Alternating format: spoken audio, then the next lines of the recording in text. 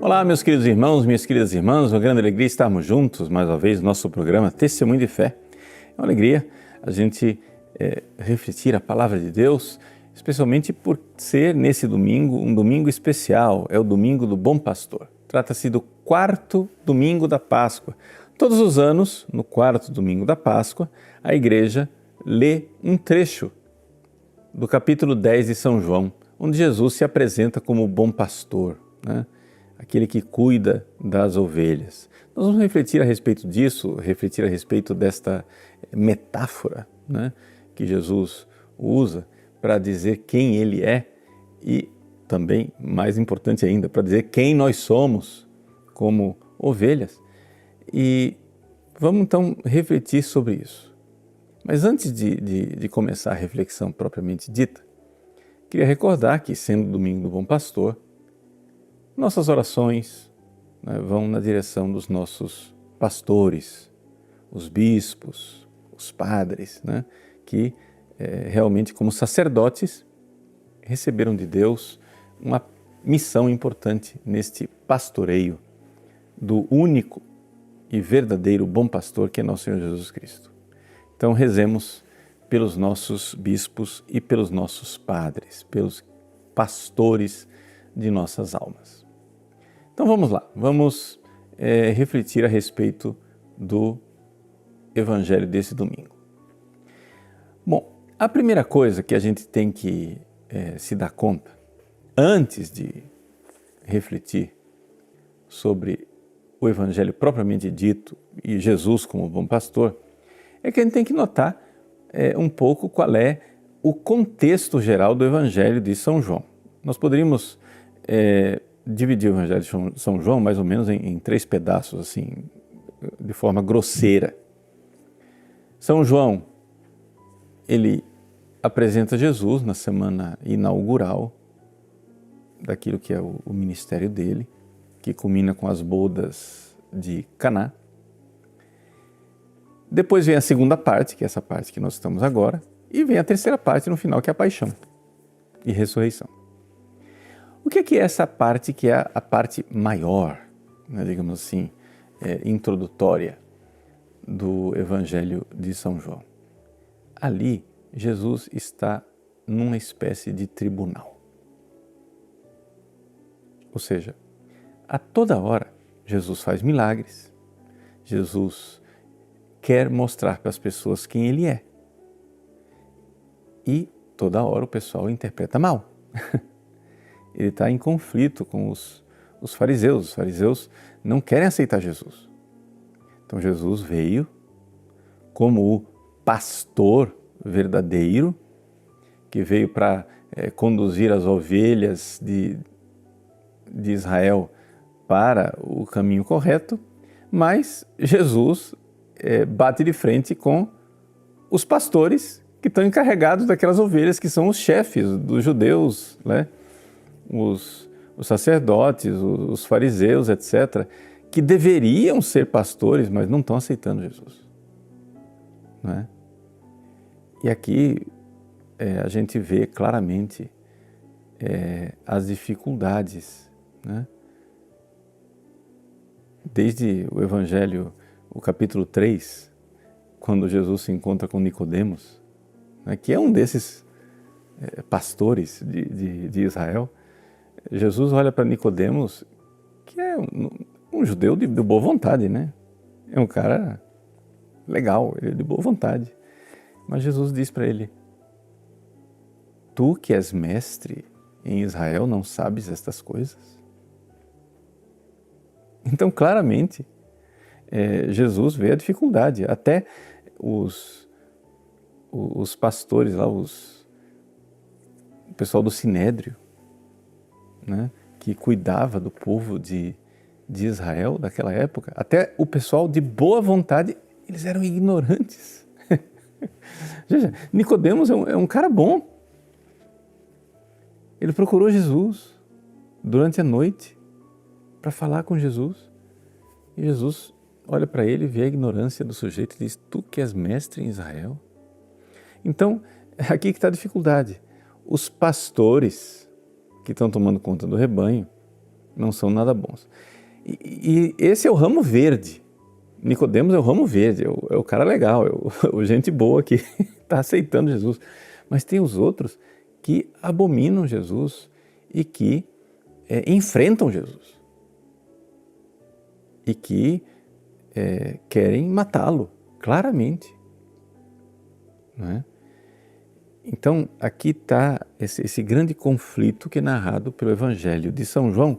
E isso é importante, a gente ter isso diante dos olhos, porque senão a gente não vai entender quando Jesus, no final do Evangelho desse domingo, ele diz assim, eu sou a porta, quem entra por mim será salvo, entrará e sairá, encontrará pastagem. O ladrão só vem para roubar, matar e destruir. Eu vim para que tenham vida e tenham em abundância. Então Jesus aqui está falando claramente que ele não é, aquele que veio trazer vida, é o bom pastor, que dá vida para as ovelhas, ele é o bom pastor, ele é a porta, não é? São várias comparações para dizer quem é Jesus, enquanto os outros são assaltantes que não entram pela porta, que são mercenários, né? São gente que deveria estar pastoreando, mas não está, e o que é que eles fazem? Eles vêm para roubar, matar e destruir. E Jesus vem não para roubar, matar e destruir. Ele vem para que tenham vida, e vida em abundância. É importante colocar isso no começo da nossa reflexão, para a gente entender as coisas como elas estão. Por quê? Porque se a gente tem uma visão de pastor e de ovelha, que é muito assim, tranquila, bucólica, né? Aquela coisa campestre, o pastor e a ovelhinha saltitando, feliz e contente, etc, etc. E diz, Jesus é o bom pastor, que lindinho. A gente não está entendendo, né, que nós estamos aqui falando de mors et vita duello. Com um duelo, a morte e a vida estão se degladiando.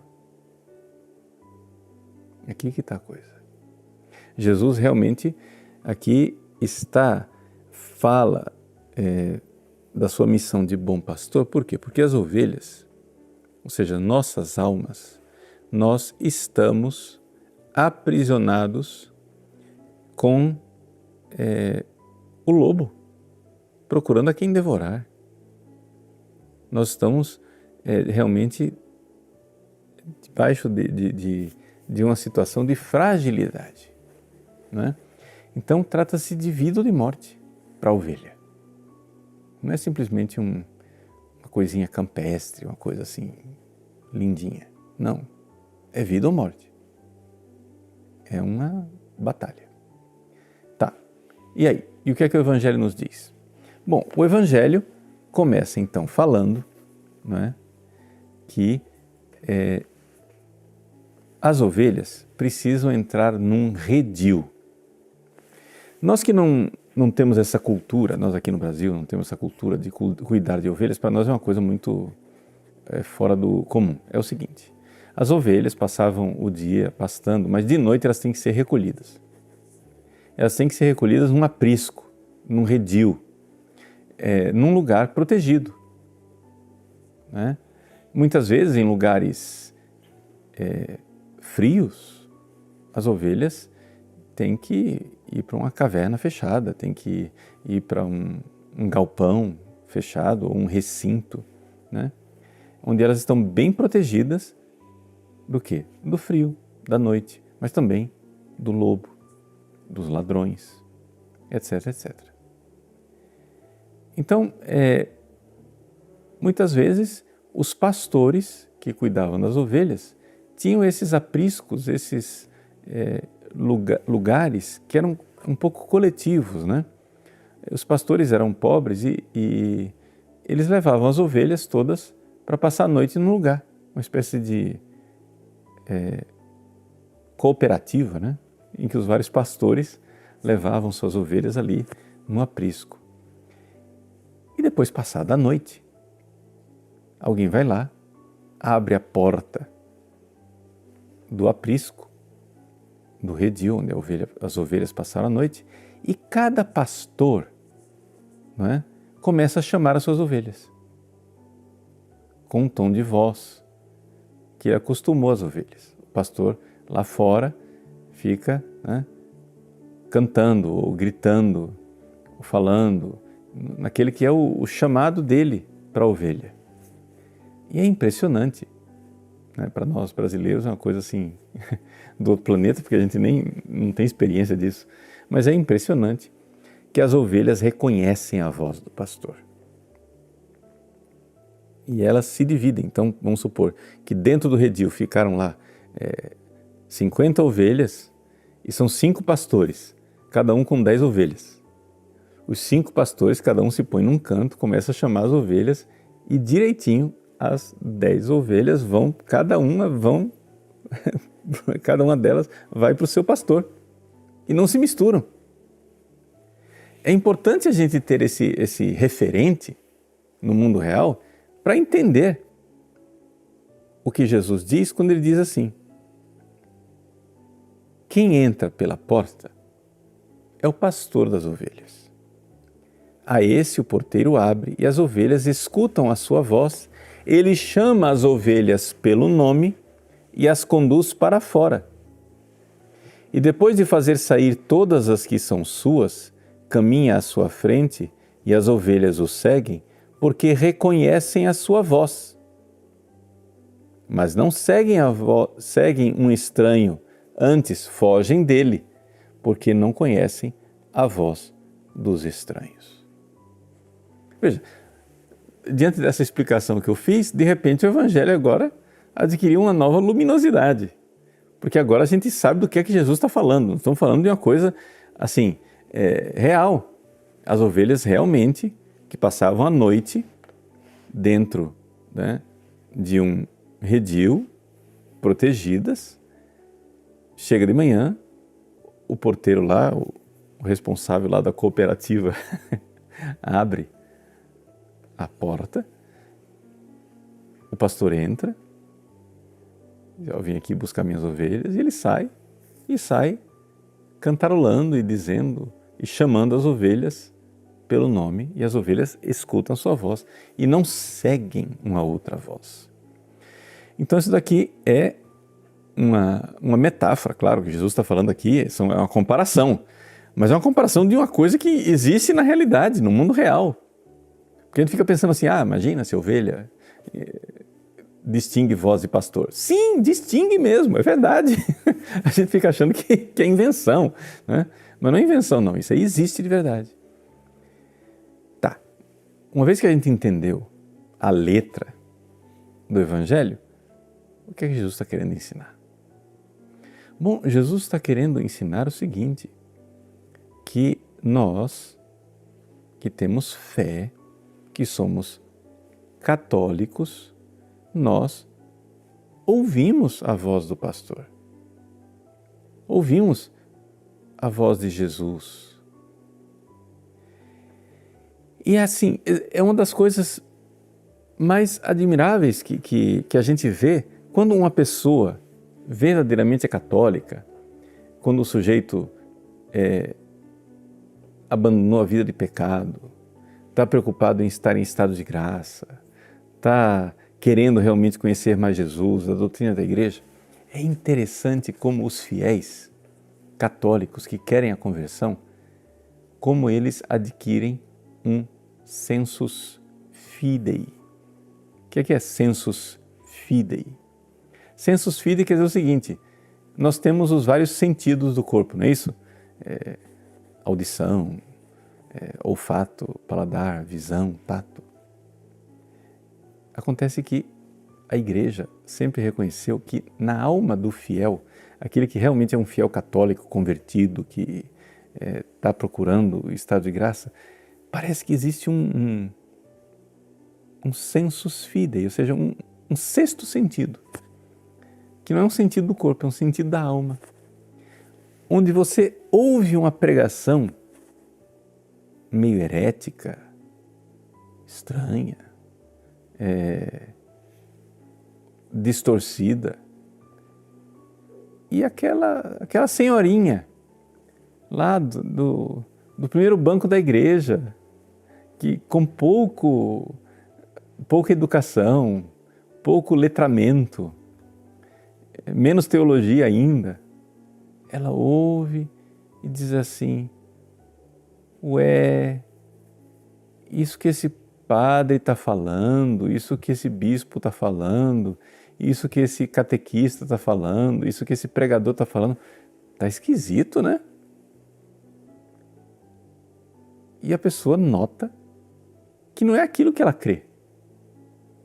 E como os nossos fiéis são bons, têm um coração bom, ele diz: vai ver que fui eu que não entendi. E, resultado, não seguem a voz do estranho. Mas quando vem alguém e prega a verdade da igreja, a ovelha reconhece a voz. Opa, esse daí é Jesus. Isso aí que eu creio, é isso aí. Ele está conseguindo falar o que eu não consigo falar. Ele está conseguindo explicar o que eu não consigo explicar. Ele está conseguindo dizer o que eu não consigo dizer. Então, a primeira coisa é a gente notar que existe esse sensus fidei. Jesus está falando desse sensus fidei. Jesus está dizendo, olha, se você de verdade está buscando Jesus, uma conversão, está buscando a vida em Cristo, você nem sabe dizer o que está errado na pregação ou no escrito ou no vídeo de uma pessoa, mas você começa a notar que tem alguma coisa errada aí. Tá, mas aí concretamente, como que a gente faz para adquirir esse sensus fidei, Padre Paulo? É aquilo que Santo Tomás de Aquino coloca numa espécie de conaturalidade. Né? Quando você começa a viver a vida das virtudes, as virtudes crescem todas juntas. Então o que é que acontece? Como é que está a sua vida de castidade? Você está seguindo aquilo que Deus manda mesmo? Está se confessando? Como é que está a sua vida de paciência? Você está realmente carregando a cruz do dia a dia, como Jesus está pedindo? Como é que está a sua honestidade? Você está ainda vivendo aquela vida na mentira? Quando você mente facilmente para os outros, para escapar de um aperto? Como é que está a sua vida? Bom, se você for crescendo nas virtudes, se você realmente pedir a Jesus essa graça, na confissão frequente, na comunhão frequente, né, que Ele vá mudando o seu coração, você vai começar a ver que você começa a ter um ouvido fino para entender as coisas de Deus. Você começa a entender as coisas de Deus de forma mais profundamente. Por quê? Porque, claro, em estado de graça, a nossa inteligência começa a se mover nessa direção. Então, existe uma conaturalidade com as coisas de Deus. Entende? Porque você começa a se comportar como filho de Deus, você, de alguma forma, vai participando da natureza de Deus e você começa a entender. Nossa, que eu estou entendendo a fé, eu estou começando a ficar mais claro. Nossa, estou vendo a vida dos santos, aquilo está me empolgando. Então você realmente segue o que Jesus está dizendo. Né? Você realmente é a ovelha que está ouvindo a voz, você tem essa docilidade. Em palavras pobres, o que eu estou querendo dizer é o seguinte: você vai obedecendo a Jesus. Você começa a mudar a sua vida e você vai se tornando mais capaz de ouvir as coisas de Deus cada vez mais. Você vai criando uma sensibilidade. Isso é como quando uma pessoa vai aprender um instrumento. O sujeito começa a aprender a tocar violão. No início ele nem nota que o violão está desafinado, né? Daqui a pouco ele já nota, está desafinado. Daqui a pouco ele já vai aprendendo a ele mesmo afinar o violão, né? É aquilo que os italianos dizem far l'orecchio, né? fazer a orelha, ou seja, você vai aguçando o ouvido. É assim também com relação às coisas da fé.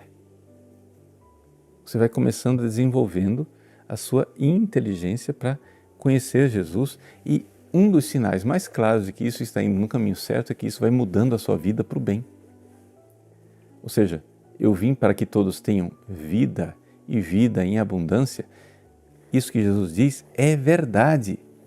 Jesus, ele vem dar a vida em vários sentidos. Uma é que ele morre para nos dar a vida.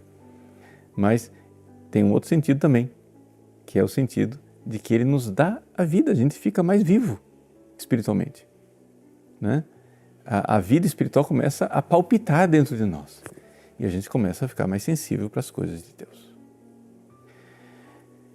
Fazendo uma aplicação concreta na vida das pessoas desse evangelho aqui que eu expliquei até agora, eu gostaria de soar um alarme, né, para os bons católicos, um alarme para uma coisa chamada tibieza.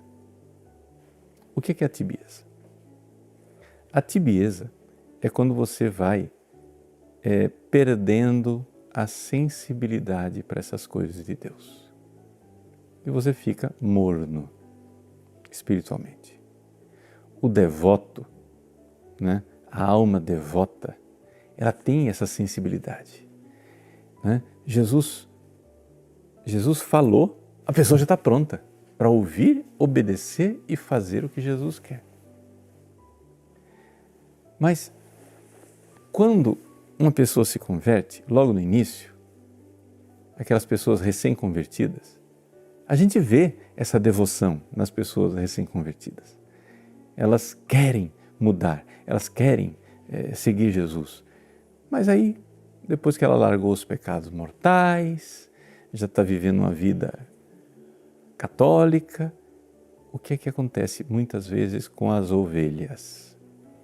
É que nós vamos perdendo a sensibilidade para as coisas de Deus porque vamos nos acomodando nos nossos pecadinhos veniais de estimação. A gente vai se acomodando, vai naquele pecado. Sabe que não é pecado mortal. Ah, não é pecado mortal, então não vou combater.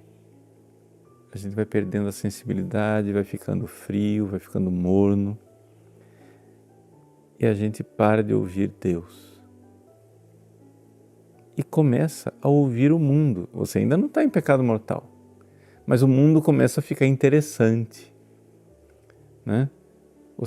Antigamente, o mundo dizia, vem comigo. E como a ovelhinha do evangelho aqui, você saía correndo, né? Jesus diz aqui que as ovelhas, né, elas não seguem a voz do estranho, né? Não seguem o estranho, antes fogem dele porque não conhecem a voz dos estranhos.